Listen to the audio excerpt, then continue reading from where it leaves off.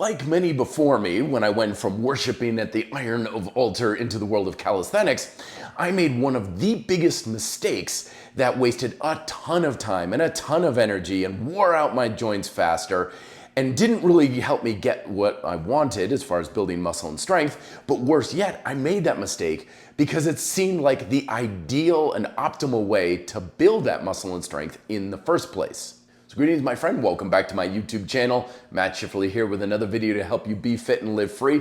And today I'm discussing why I personally never practice and I almost never give my clients high repetition and volume chasing style calisthenics workouts. You see this a lot in the calisthenics community of like, okay, 100 rep push-up challenge or high volume things where you hear of celebrities or examples of people doing thousands of repetitions every day. And we look at that and we're like, oh wow, that's so fantastic and impressive and stuff. But it's not the smartest way of going about it. It's kind of like hearing of someone becoming wealthy through playing the lottery, and you think, oh wow, so I should play the lottery too. But we're missing the fact that just because 0.1% of people find success with something, that means the odds are still greatly against you that you're going to have that success. Instead, the smart play isn't to think what can potentially give me the best results. The play is what gives me the best chances of giving me the best results, particularly for you. And in general, for most people, utilizing very high repetitions, doing hundreds of reps or as many as possible, chasing after a lot of volume, is not going to put the odds in your favor of building the raw muscle and strength we're often after. The reason for it is simple. It's because fundamentally, your body doesn't care what kind of exercise you do. It doesn't care if you're using free weights or bands or calisthenics and stuff. It all boils down to the programming and the type of stimulus that you are creating. And when it comes to working our muscles and our ability to subject our body to a good, powerful stimulus, we're always dealing with the two forces of volume and intensity. So lots of volume, lots of repetitions, lots of sets, lots of frequency, and the intensity, or in other words, how much tension we can work into our muscles, which is often correlated with resistance. And of course, these two things are always on a teeter-totter. The more you have of one, the less you have of the other, and vice versa. And naturally, when it comes to lifting iron, this is understood. You know, if I go into the gym, keep lifting an empty barbell, and I'm like, yeah, I'm gonna lift this empty barbell on the bench press for 500 reps today, most people would come up to me and be like, you know, you can add weight, right? You can push yourself harder with more intensity. And yet for some reason, when we go into the world of calisthenics, this idea is largely just swept under the rug, where it's like, oh yeah, I did 500 repetitions of push-ups the other day, or I'm trying to do over 100 push-ups in a single set. People are like, oh yeah, that's awesome, that's great. Not ignoring the fact that we're basically just doing the same thing. We're basically doing a lot of volume and a lot of repetitions and relatively low volume. We're essentially doing lightweight training.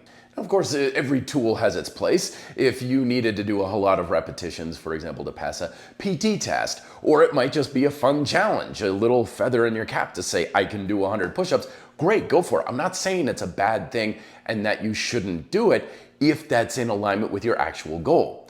But when it comes to building muscle and strength, and particularly building up to your beautiful strength for developing your physique, intensity generally has more of an influence over that than endless volume.